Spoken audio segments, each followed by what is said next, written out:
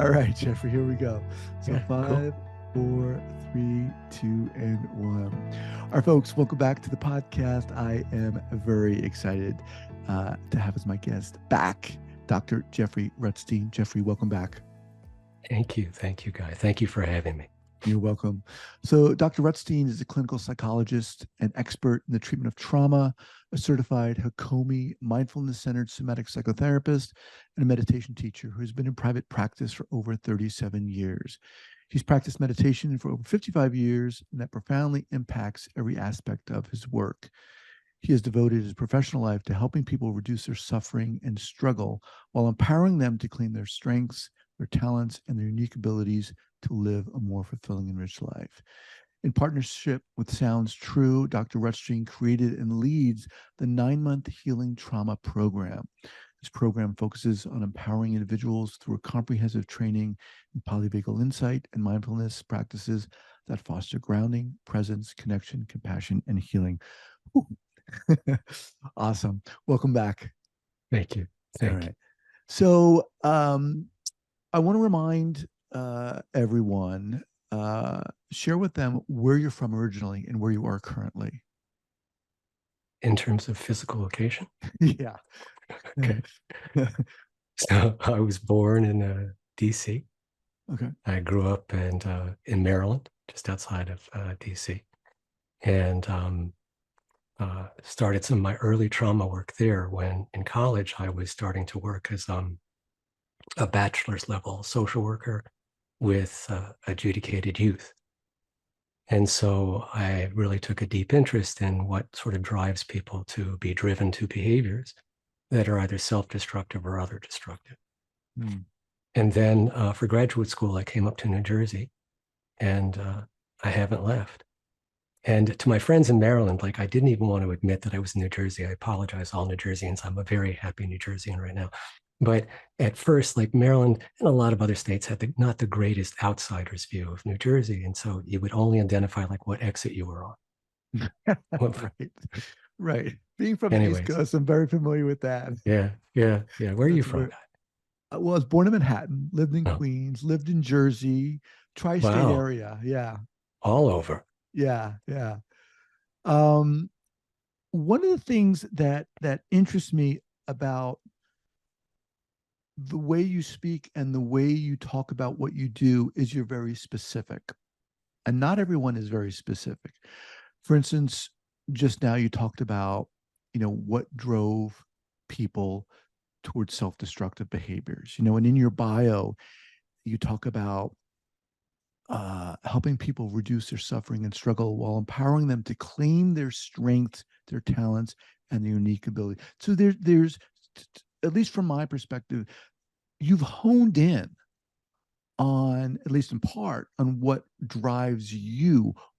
How did you get so specific about that, and what intrigued you about those specificities of people and human behavior? I think I was always curious. Just as a child, I was lucky to be curious. I was also sensitive, so I took everything personally.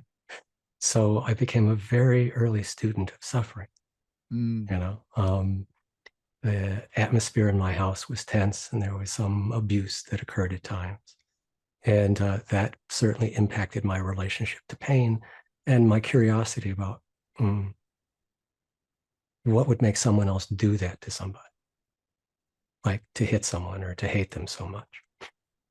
So it came from very personal roots to me. But then as I worked with other people, I saw that lots of other people had different experiences in life, right? And yet, or for example, I knew that a lot of the kids that I work with grew up in very adversive homes, very difficult, very traumatic in many ways, abusive. And it led them to a wide variety of options. So a lot of the kids that I saw were kids that then broke the law and were arrested, and this was part of their quote unquote rehabilitation.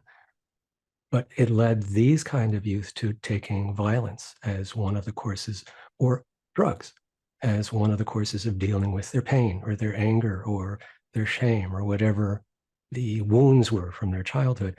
Other people take different means, and they become very masochistic or have to take care of everybody else, or don't want to take up any space at all, or don't want contact with humans, right? So I was intrigued by the way that certain kinds of hurtful experiences produce similarities in behavior and also can produce very extreme differences simultaneously. So I think also, my from a young age, I've been interested in the mind. And so, and especially if you're introspective and anxious as a child, you have a whole lot of time in your mind to kind of begin to see how it keeps going to torturous places. It took me a long, long part of my life to kind of figure out how to get out of those. But it in my own work of working with the kinds of things that entrapped me, I could see a kind of universal mechanism, and our neuroscience just deepens that understanding that we have over these years, that certain experiences you have fundamental impacts on the way that you perceive yourself or perceive the world. Let's And this is get specific, if you would. sure. So say someone, well, I'll give a specific example. I have permission to use this person as an example. Someone that I work with grew up in a family that had many siblings, and depressed and very, very overextended mom, and dad was no longer alive. So the family was struggling financially, and there was a sense of poverty that they had. But because of mom's depression, and most likely also, and now in hindsight, I can see this because of her trauma, right? What she sort of was handing down to this panic and guilt and shame associated with not having money, that she blamed it on the children, why she didn't have money. And she blamed it on them being so expensive and that they were draining her dry. And this was when the kids were young. They weren't asking for cars. This was just putting food on the table and keeping the house rent paid and so on and so forth. But this person now is an adult. He grew up as the youngest. And he has an incredibly hard time, two things, spending any money or asking anybody to do anything for him.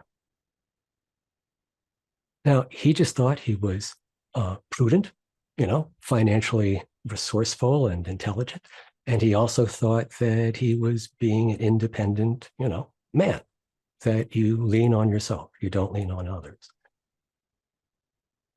As we sort of explored it, we could see that part of this came from what he inherited from his mom in terms of her anxiety and her closeness, her limitations about money and how scary it was not to have it. And that he felt like he was in some way still trying to make up for that, trying to get her approval, trying to unmake the mistake, trying to show that he's not such a drain on money, he won't be a drain on somebody else. So it limited how close he could get to people and whether he could receive affection. It sort of, so our early experiences both have their own direct wound, right? But the ripples of this frequently come out into the ways that people relate with each other, the way that we relate with ourselves. It's even more subtle than the outward behavior. It's just how we are feeling and how we communicate that to others in the world. Like you see this now, right? Like never before has the world been showing, at least to me, such raw examples of such people being in such a sustained fight response, just enraged, right? Yeah.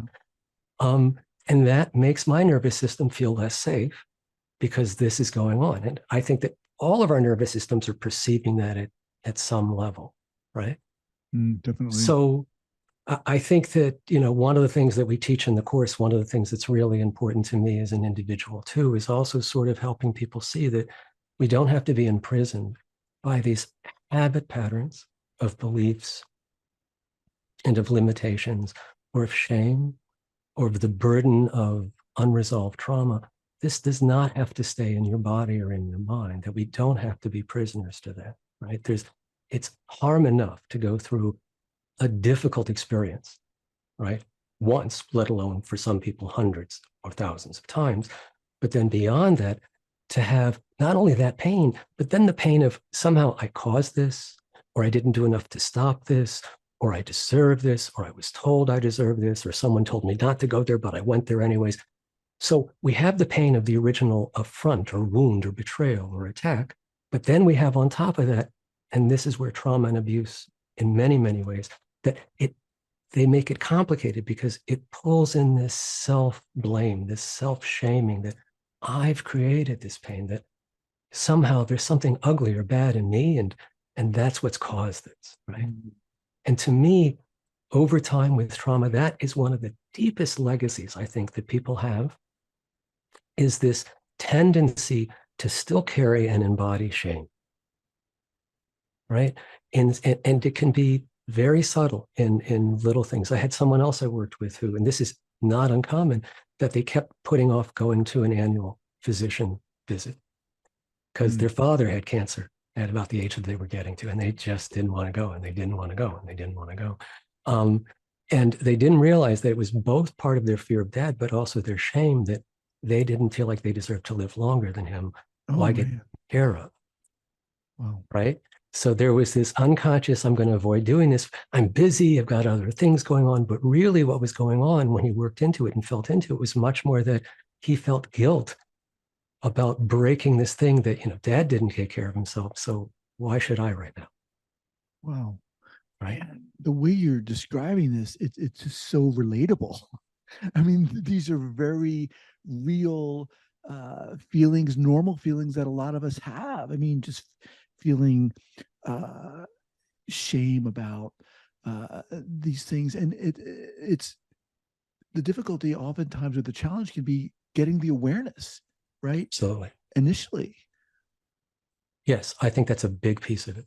Most of the time when we're in shame, we're in a trance, right? We don't even know that we're in shame. We just think, oh, my brain's telling me the truth. When we're in anger, we're in a trance. We sometimes don't even know we're angry. We just think I'm perceiving reality and it sucks. And I'm angry at reality instead of maybe something's going on. We listen to our states, and the state of all that we listen to the most is the states that are self-critical. The ones that emphasize the energy of shame, judgment, condemnation, the idea of not being enoughness, something inside of you is raw or uncooked or undone, or just frankly, universally, essentially not enough. That's the message of that. And so many people have that infiltrate their thoughts, infiltrate their behaviors, and if not in overt ways, in subtle ways. For example, I work with a bunch of people who've had some trauma in their lives, and all of them developed a tendency for perfectionism.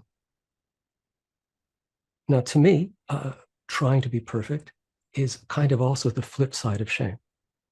I want to be the opposite of shame. I want to be beyond reproach, because if I'm beyond reproach, people will care or remain connected with me in relationship or value me or won't fire me. But it's that perfectionism, right, that also limits their life. They're so worried about being perfect that they have no time for enjoyment or no time for taking care of their needs or self-care, because it's all about survival. It's all about focusing. And in those ways, our awareness gets hijacked by the states that we find ourselves dominantly in. And so you're right that the first step is beginning to even become aware in yourself that that's what's happening, right? Like to be able to catch in the moment, either the shift in thoughts or narratives. So for me, right, my shame is a frequent visitor. And when it comes knocking, around the same time that a thought will occur, I'll have this feeling in my upper stomach and chest of a kind of contraction and falling at the same time, kind of contraction and just opening up.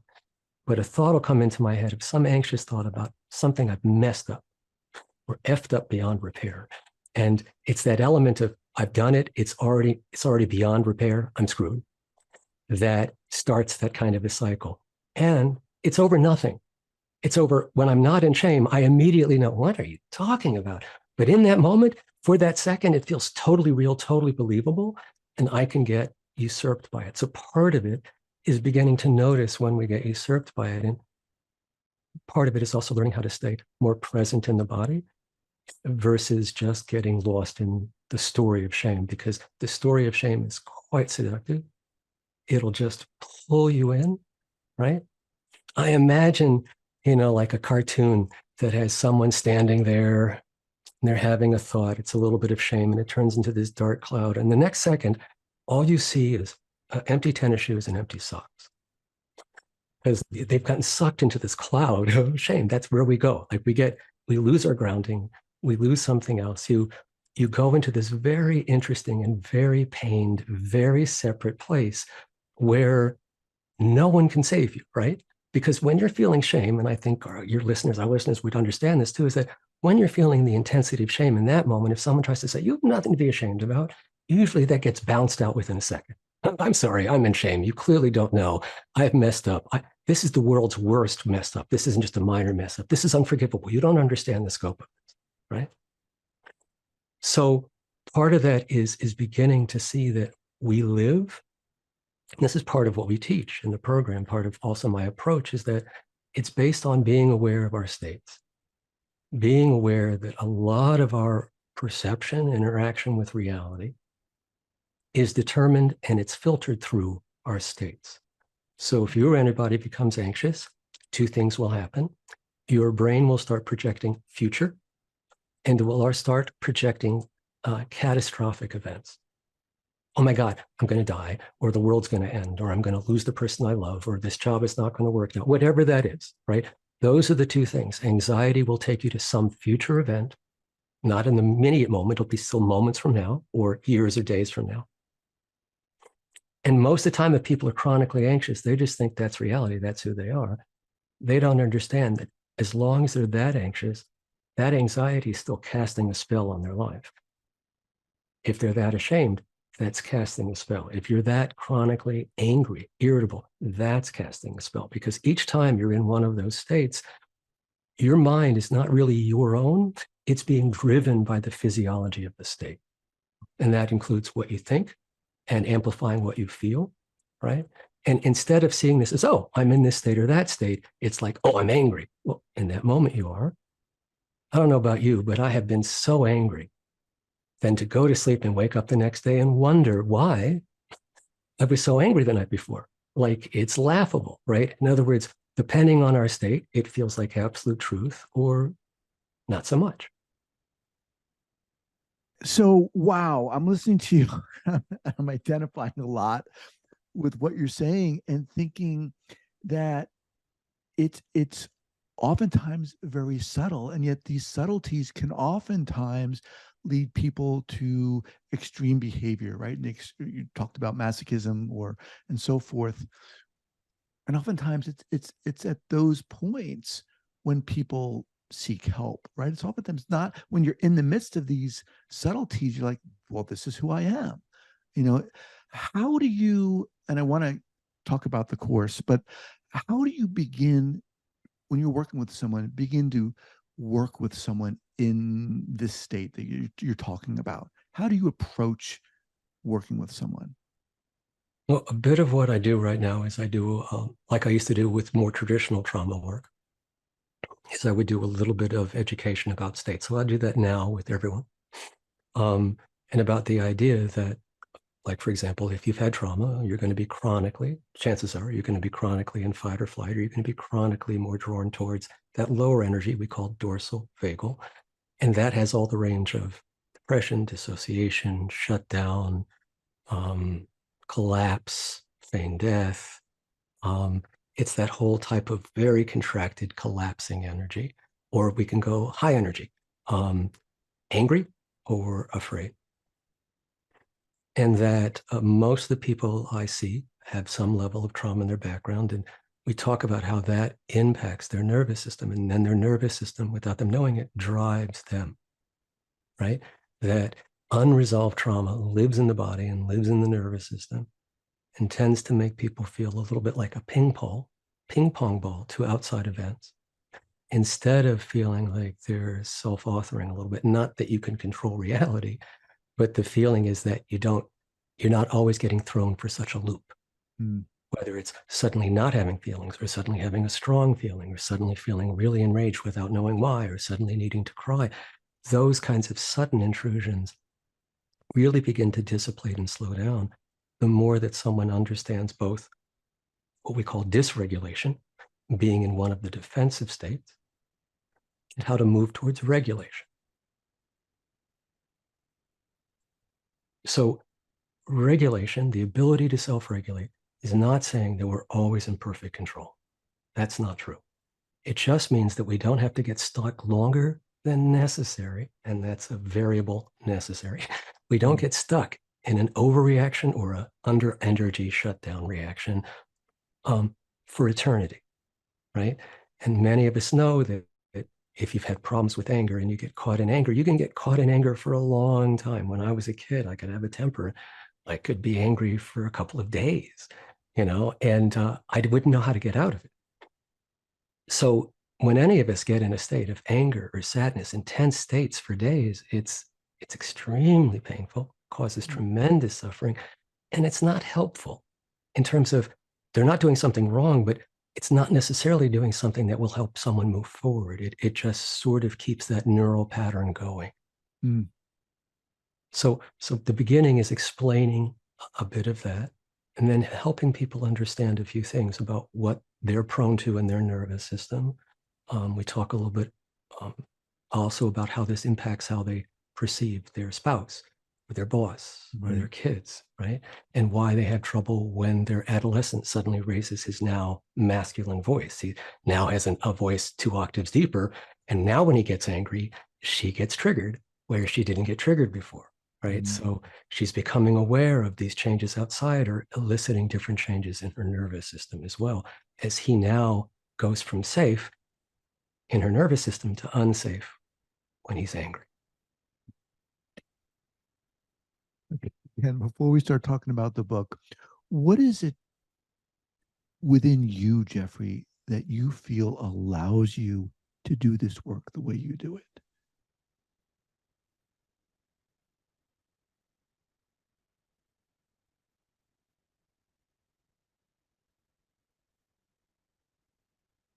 I don't know if it's allowing.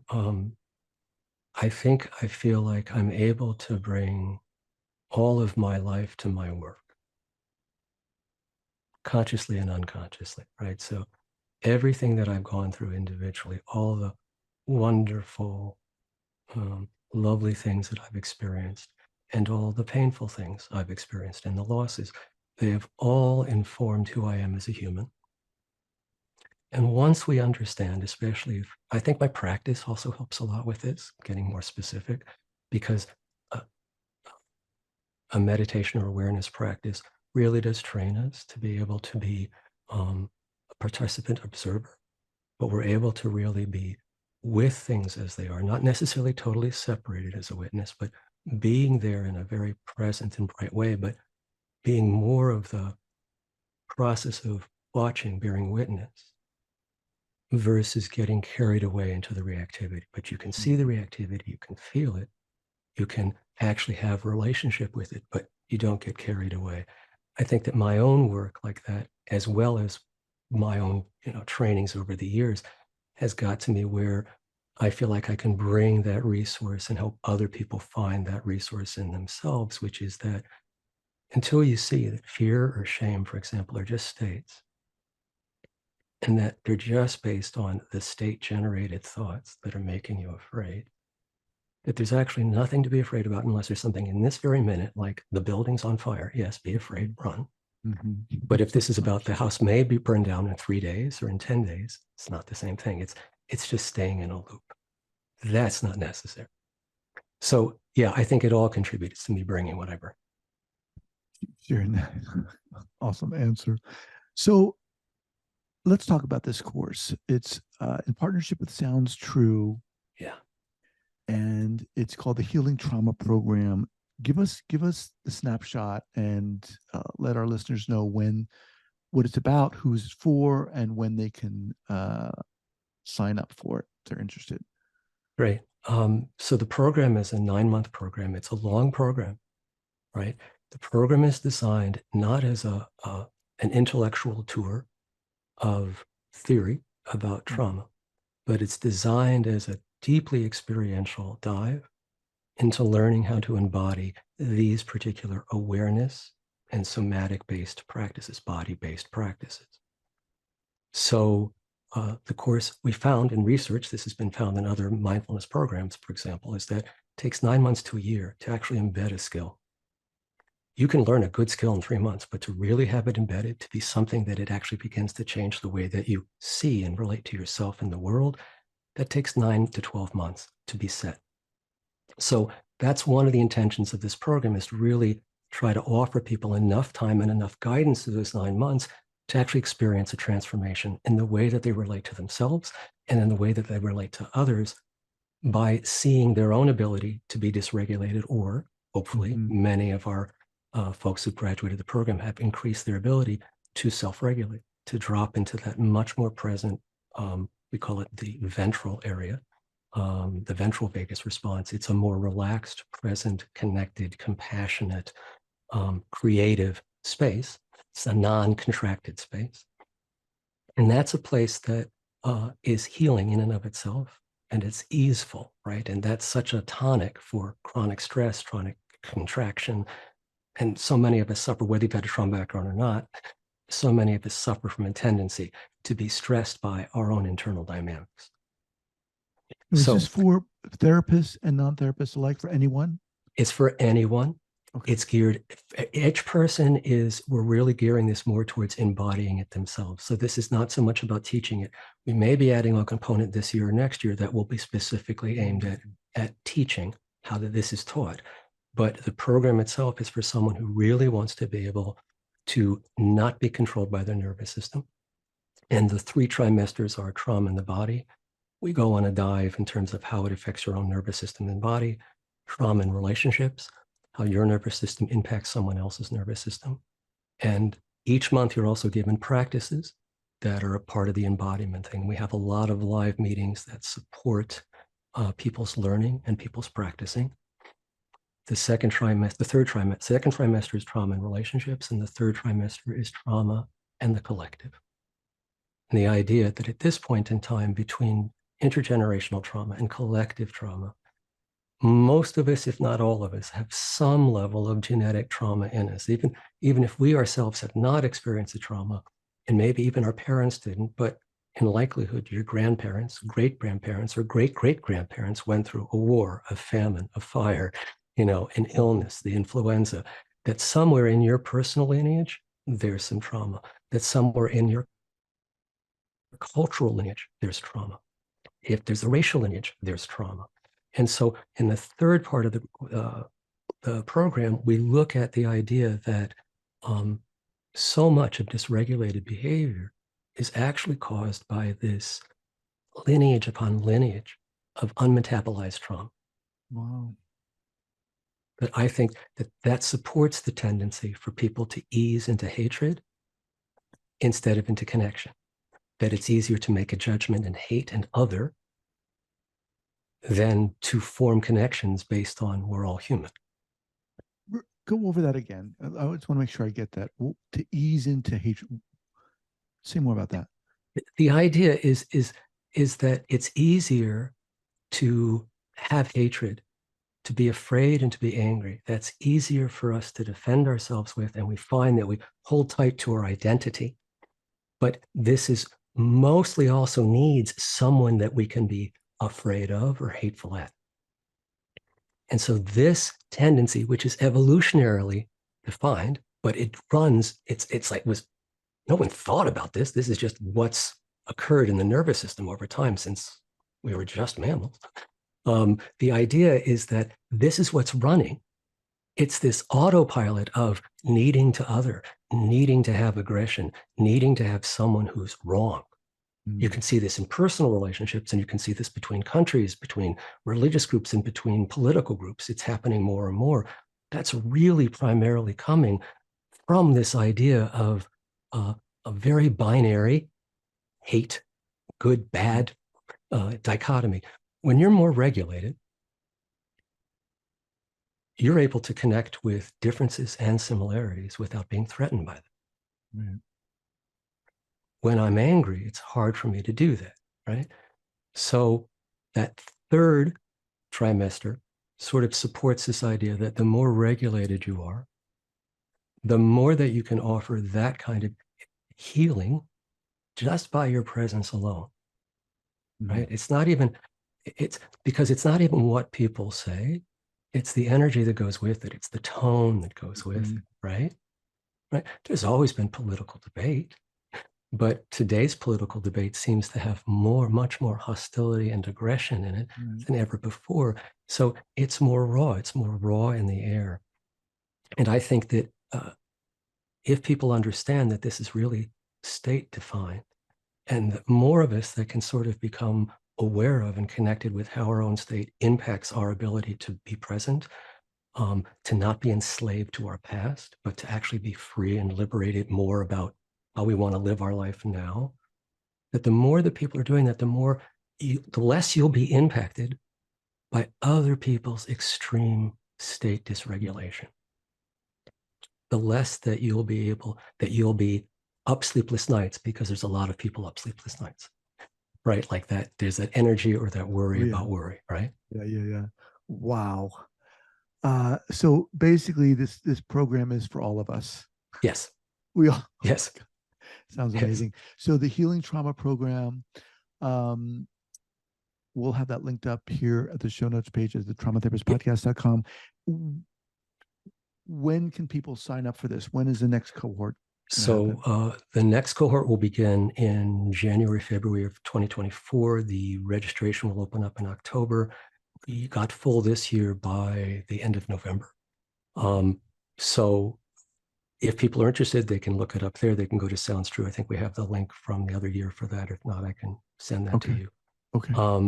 And again, we have 13 great speakers: Gabor Mate, Peter Levine, Resmer Menachem, Ruth King, Thomas Hubel, Ariel Schwartz, Judith Blackstone. We have some really, really wonderful folks with us who are teaching each month as well. So there will be great and deep knowledge offered about the dynamics of trauma. And then there will also be this whole intense practice support that's also in there. Wow. Sounds incredibly rich. Jeffrey, you're incredible. I mean, you're so inspiring. The way you are able to articulate what you're doing and bring your experience and heart into it is why I love having you on this podcast. I want to thank you so much. Thank you. Thank you for having me. I always have a pleasure being with you. All right. We'll be in touch. Thank you. Thank you.